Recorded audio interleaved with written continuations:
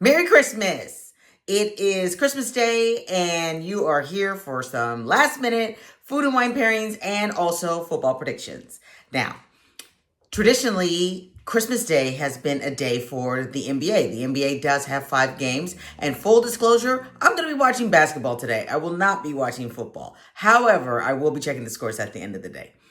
All of today's games are only available on Netflix. I'm a person without Netflix. I'm not interested enough to get Netflix to see these 3 games. Even though I'm going to my family's house where they do have Netflix, we all want to watch NBA basketball because they have 5 games that have already started. They're going from 9 a.m. basically till 9 p.m. So there's something for everyone. But let's talk about the games and then the one spectacular wine that we're going to have to cover the entire day. The pregame, the actual meal of Christmas, and a little Christmas dessert, and the night game. Okay, the first game started at 10 o'clock, and I'm making this video as after 10 o'clock, all right? I just am running behind today because I was trying to be ready for Christmas. The first game is Dallas. They're 6-8-1 at the Commanders. Dallas is a 8.5-point favorite, and I'm also choosing Dallas. I mean, it is unclear who's going to start for the Washington Commanders. Their backup, as you know, their primary quarterback, Jaden Daniels, went down about 3 weeks ago, and they've been playing Marcus Mariota, who's their backup. But he got hurt like 2 weeks ago, and they're not sure if he's going to play today or not. As of this time, when I checked, it was, well, I didn't check the game. When I started to record the video, it had not been determined. So I just don't think Washington can do it. Dallas will win, and they'll be excited about it, but it means nothing. They're not going to make the playoffs. Let's face facts. All right? So that's game number 1. Game number 2 is at 1:30, and for game number 2, we're going to see the Detroit Lions, who are 8-7, take on the 7-8 Minnesota Vikings in Minnesota. Detroit is a 7.5-point favorite, and while I am leery to take Detroit because they love to shit the bed on like a major day, hello, I'm looking at Thanksgiving, how you were a huge favorite and managed to lose in embarrassing fashion.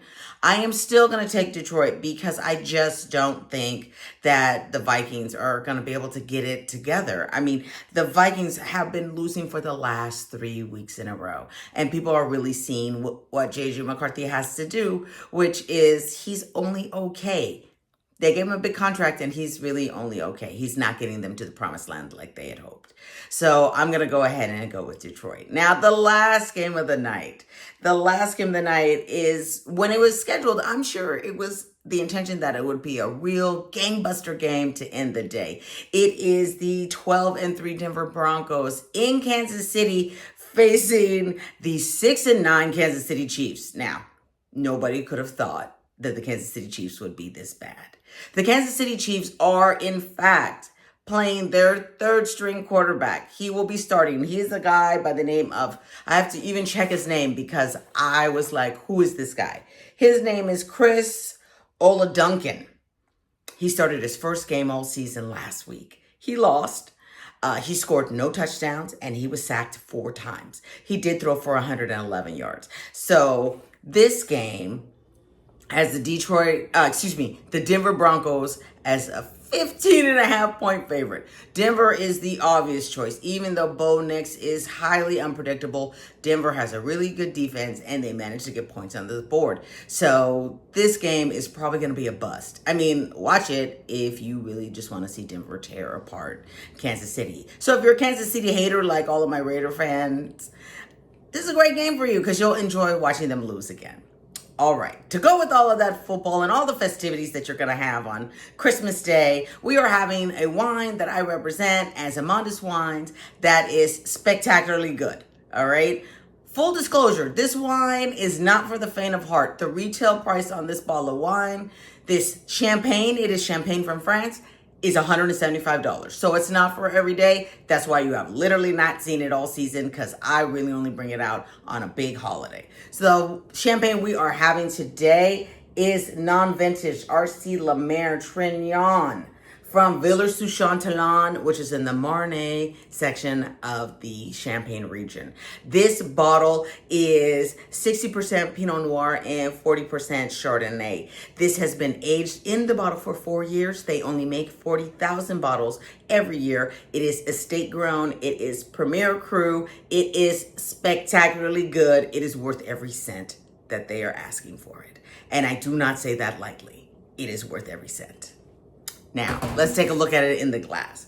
Right here, I want to make sure it's not too frosty. If you take a look, there's a very delicate mousse. It's probably very hard to see here. And it has a beautiful golden color. Now, this slightly dark color is coming because we're getting more Pinot Noir. And if you remember, Pinot Noir is a red grape that produces white juice. And so we're getting a little bit of a darker color because there's like a minimal amount of skin contact to get that. Okay. On the nose, immediately I'm being hit by brioche bread, lemon zest, and a little bit of golden apple. On the tongue, I'm getting that bread and butter right up front, citrus zest, and lemon curd coming throughout. This is so great. It will go with whatever you're having for dinner. At my house or with my family, we are having prime rib and ham, and this is gonna go great for people who choose to have either. That is the beauty of champagne, is that you can have it with either one. So you should get it. If you want it, reach out. I will make sure that you can get a bottle, and that'll be pretty easy. All right, let's recap. Go ahead and take Dallas, Detroit, and Denver. Also, contact me and get a bottle of this champagne. You will not be disappointed. It is so good. All right. Merry Christmas to everyone. Cheers.